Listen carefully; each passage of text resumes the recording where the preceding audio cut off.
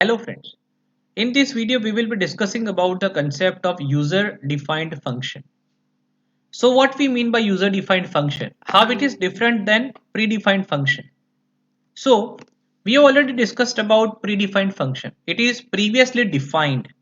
So the definition of this type of function is already given to us by the developer. It is already available. We are not, as a user, we are not supposed to think about the logic that how that function will work or what sort of code we need to write to perform the action provided in that function. So we are not bothering about it. As a user, we are simply using the function. We have used this type of functions like you can see printf, scanf, getChar, power function.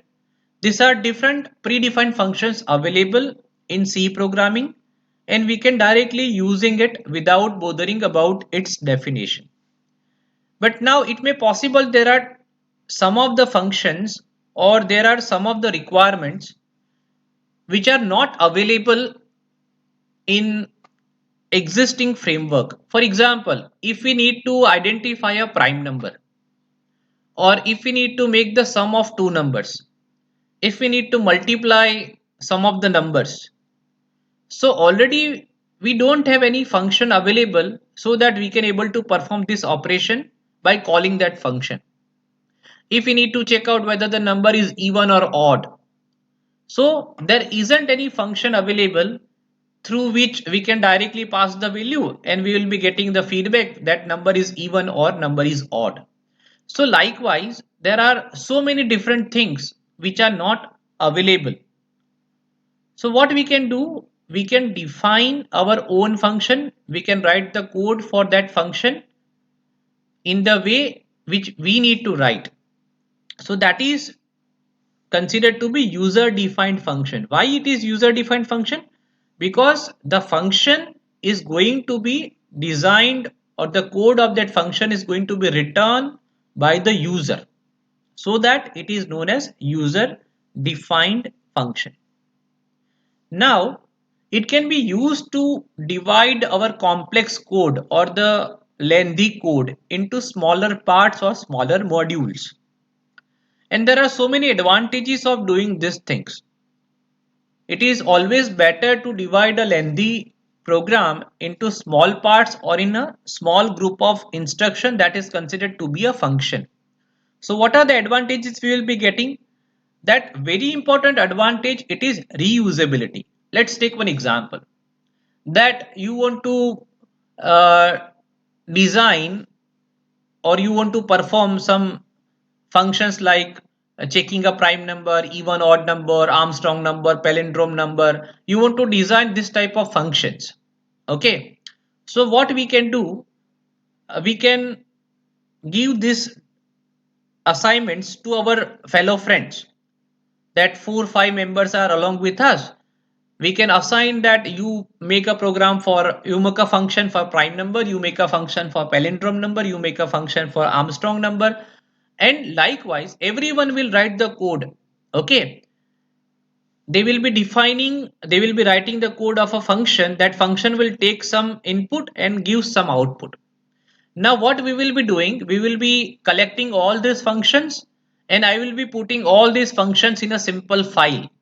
Okay, and then wherever I want to use any of this function, I need not to write the code for it. Suppose in one of the program I need to find the factorial. Okay, so I need not to write the code of factorial. What I can do, I can just import that particular file and I can call that function in my program. So in a single line my work will be over. Suppose in some of the program I need to work with prime numbers only. Okay, so I need not to write the code, the whole code to check out whether the number is prime or not. What I can do, I can just import that file and I can call that particular user defined function. So it is reusability, that a single person has developed a code that can be used by any number of person any number of times. They need not to write the code again and again and again. Like in printf, you can simply write printf to print something on the screen. You need not to write the code of printf again and again. Why? Because it is already available. So in the same manner, this is the very important advantage, that is reusability, that we need not to write the function or we need not to write the same sort of code again and again. We can reuse it. Second, it reduces the complexity of the program, and it is always easy to maintain the smaller code. How we can justify this statement? So very simple. Suppose you have written some 500 lines of code.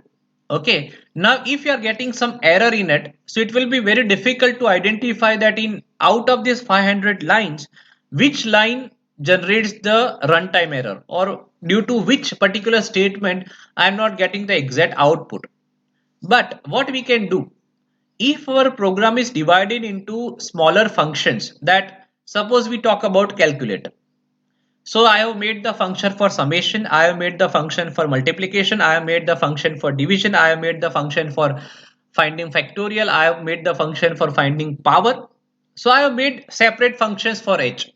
Okay, now my summation is working fine, multiplication is working fine, division is working fine, but whenever I am working on factorial, I am not getting proper answer. So now it is very easy for me to identify the error. Why? Because I need to only focus on the code of factorial. I need to just focus on the function which is in which the code of finding factorial is written, because all other functions are running fine. Only factorial, to find a factorial, I am getting a problem. I am not getting exact output. So only that particular code I need to look upon, and I can easily find out the problem in that particular code. So this is the advantage. So it will reduce the complexity, and the maintenance is also very easy. We have also seen that it is easy to debug and reduce the chances of getting error. Why so? Because suppose I have made 2 3 functions, okay, and I have tested it that it is working fine. Now suppose any other one needs to use the same facility, suppose factorial or a prime number or a palindrome number. I have made all 3 functions together and I am using it. I have tested that it is working fine. Now suppose my friend want to find a palindrome number, so he need not to write the code of palindrome number again. He can directly use my function. Okay, so since he is not writing the code, then there will be very less probability of getting error. And see, my code is already tested, it is working fine. So there are very less probability that he will be getting any sort of error. So this is one of the very important advantage. So we have seen that reusability and maintenance will be very easy, debugging will be very easy, and the error chances of coming or getting error will be very less. So these are very important advantages of user defined function. Now the next point is that what are the different elements of user defined function. So you might have doubt, okay, sir, you told about advantages of user defined function, but how these functions can be written, how we can write our own user defined function. So for that we try to understand that elements, there are different elements, or basically we can say there are 3 elements using which we can write the user defined function. So the first element is use function prototype. Now prototype, or we can say this is also known as function declaration. So this is also known as function declaration. So declaring a function in prototype, we will be declaring a function. So what is the syntax of it? So first comes return type, then function name, then into bracket we need to have the argument or arguments, and at last there is a semicolon. Whenever you are declaring a function, at that time you are telling your compiler that as a user I am creating a function having name, function name, it will be taking some arguments and it will be returning some values. So you know that this argument is considered to be input, it is input to my function. And return type is what? So return type is the output of my function. So return type, function name, and into bracket we need to write the arguments. Now what will be trying to understand. So we'll be trying to understand this function prototype by very simple example. That suppose I am trying to make a function for summation. Now you know that for performing summation, basically we need to have two values. Okay, minimum two values we should have so that we can able to make the summation. So this function should be capable enough, or it should get two values. Okay, and since we are making the sum of two values, what it returns? So if we make the sum of two values, we will be getting third value which it needs to return. So for that, what we have written, first of all we have written the name of the function. So since this function is going to make the sum of numbers, I have written the name of the function is sum. Then what this function will take as an input. So here I am specifying that this function will take two integer numbers. It will take two numbers, but which type of numbers? So it will be taking two integer numbers. That's why I have written integer comma integer. It will specify that there will be two integer numbers will be given as an input. And this means it is return type. Return type means what this function will return. So here I have mentioned int, that is integer. It means that this function will return integer. So when we are trying to interpret this statement, so we can interpret this statement like there is a function named as sum which will take two integer values as an argument or as an input, and it will return one integer as output. So this is the simple interpretation of this statement. And at last we need to write the semicolon. So function prototype should be like this: return type, function name, and into bracket arguments, and lastly we should have semicolon. So this is the first element. Second element is the definition. That function should be defined. Here in prototype you are telling compiler that I will be writing function like this, but function definition will tell compiler that this particular function will work in this manner, or function definition contains what, the logic, or it will write the way in which implementation will be there. So it will be discussing about more or less about the logic of the function. That logic of the function means what, how that function will perform the operation. Suppose I am telling that this function will make the sum, but what sort of instructions we need to write to make the sum of two numbers, that particular part should be written within the body or within the logic. So again, syntax is return type, function name, arguments. Only the thing is no semicolon over here. And then there is a body part, and body part is to be surrounded by the curly braces. Example. So here we have a function named sum. It will take two arguments, that is integer. But here in prototype we have only taken data type. Here we have taken data type along with the variable name. So in function definition, in arguments we need to write data type along with the variable name, and then return type is integer. Then we have started the curly braces, we have completed the curly braces. Between the curly braces we have written the logic. So this function sum will get two values from user a and b. Now to make a sum, what is the important statement? This statement, c equals to a plus b. Okay, so for that we need to define c. So we have declared c over here, integer c. This is the logic that c equals to a plus b. Now sum will be performed and it will be stored in c. It means we can say that answer, or we can say summation of two numbers will be stored in c. Now this function needs to return the answer, or this function needs to return the summation. So that we will be writing return, we will be using return keyword. So we'll be using return, and answer is there in c variable, so we'll be writing return c.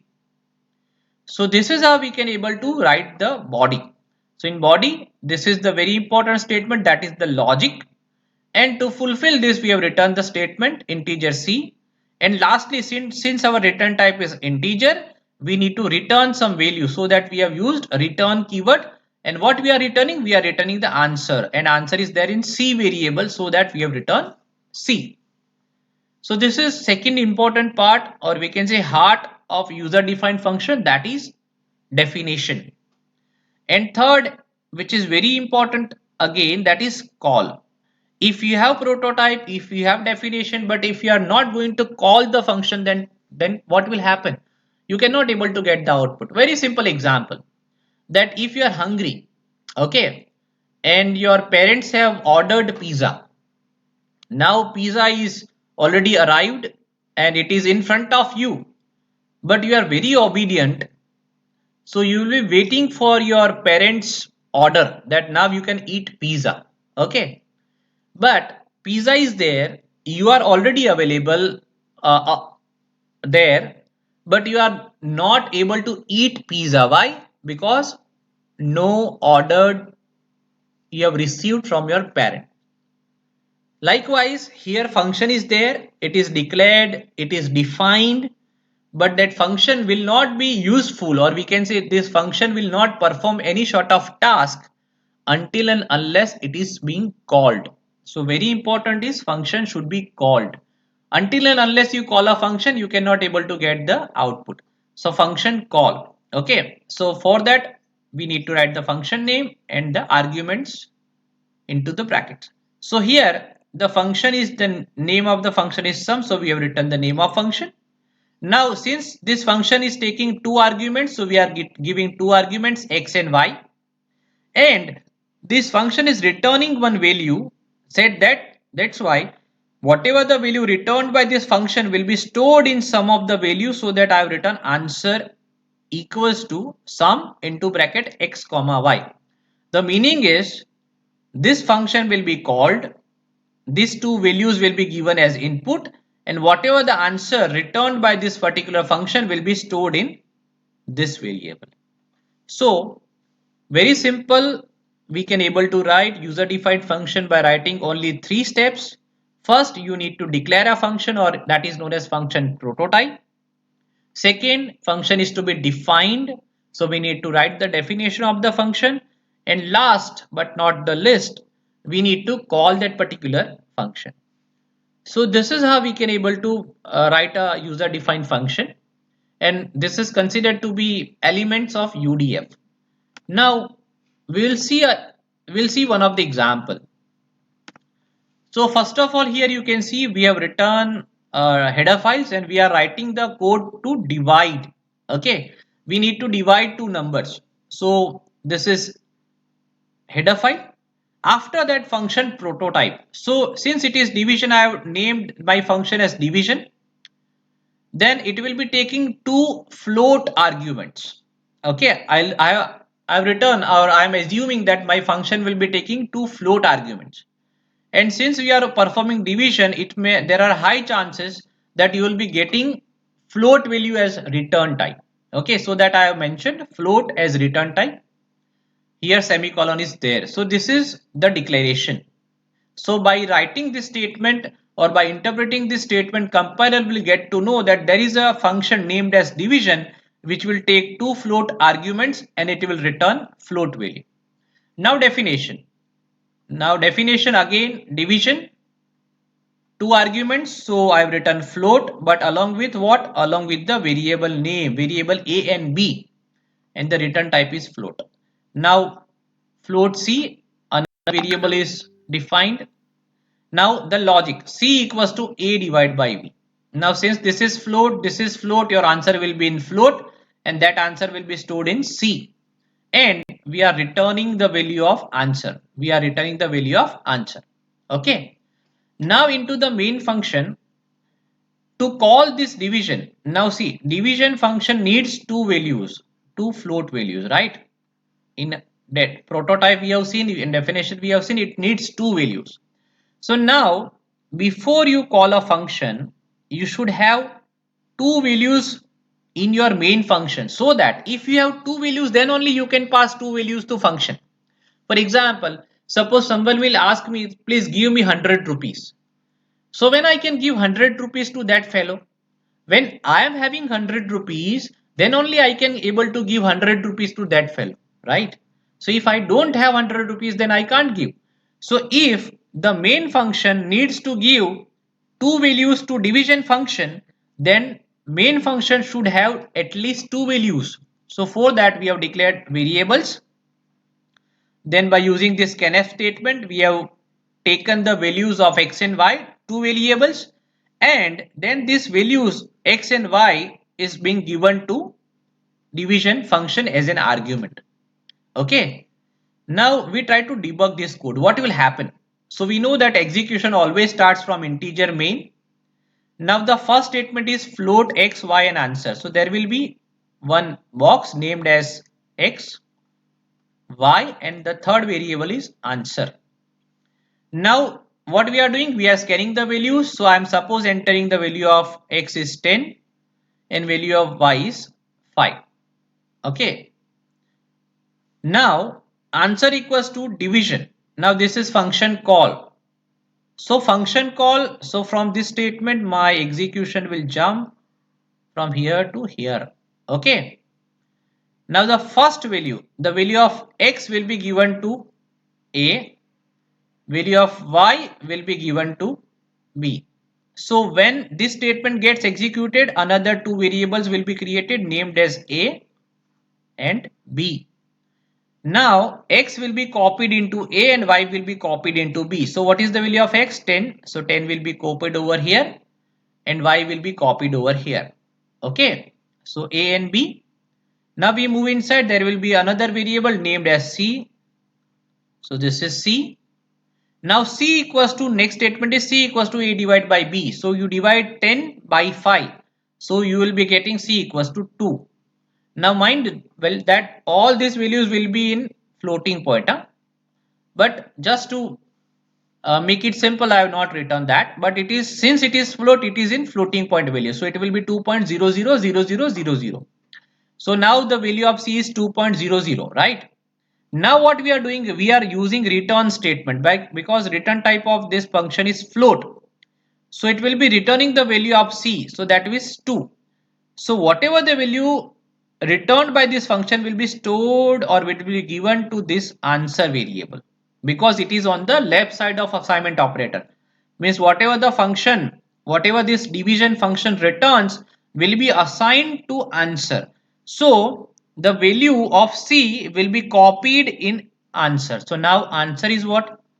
It is 2.0. And then here what you can do, here you need to print it. Okay, you need to write the statement %f and you need to write answer. So once this statement gets executed, so you will be getting output on your screen, that is 2.00. So this is how the whole function gets executed, right? So I hope you understood this concept of user defined function. You understood different elements like function prototype, function definition and function call. If you have any doubt, you can write me on shikshansetu@gmail.com. Thank you for watching the video.